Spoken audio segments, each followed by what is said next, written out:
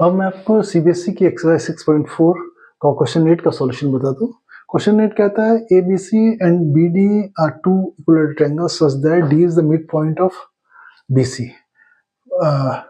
Ratio of the area of the triangle ABC and BD is A 2:1, B 1:2, C 4:1 और D 1:4। इनमें से हमें एक को सिलेक्ट करना है और ए ट्रायंगल ABC और BD के रेशियो को निकालना है। तो उसने बोला एक ट्रायंगल ABC है, उसका जो मिड पॉइंट है D है। ABC के किसका? BC का जो मिड पॉइंट है D है। ठीक है, तो मिड पॉइंट D है, तो लेकिन उसने बोला कि BD भी एक इक्विलेटरल ट्रायंगल है और ABC भी एक इक्विलेटरल ट्रायंगल है।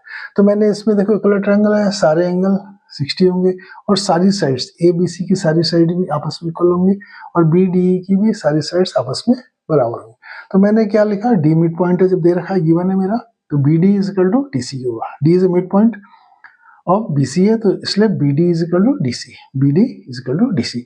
और दूसरे टर्म्स में लिख सकते हैं BC is equal to twice of BD, BC is equal twice of BD लिख सकते हैं। ठीक है, सिमिलरली क्योंकि ये भी BDE भी इक्विलेटरल ट्रायंगल है, तो BD B और ED भी आपस में बराबर होंगे। देखो ये BD इज इक्वल ट्रायंगल, तो ये BD B और DE भी आपस में बराबर होंगे।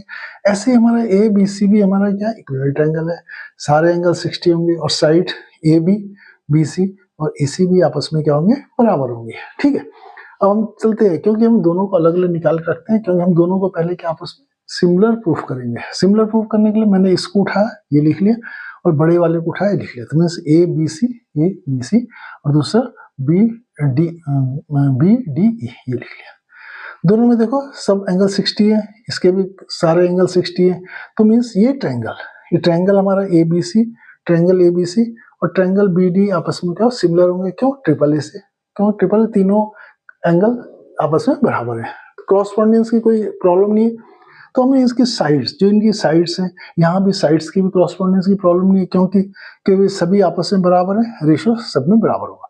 तो मीन्स BC बाई BD लिखा मैंने, BC by BD is equal to AC by ED लिखा और AB बाई BE लिखा। ठीक है, अब ये हमारा सिमिलर हुआ, सिमिलरिटी से हमें क्या मिला? ये रेशियो मिला।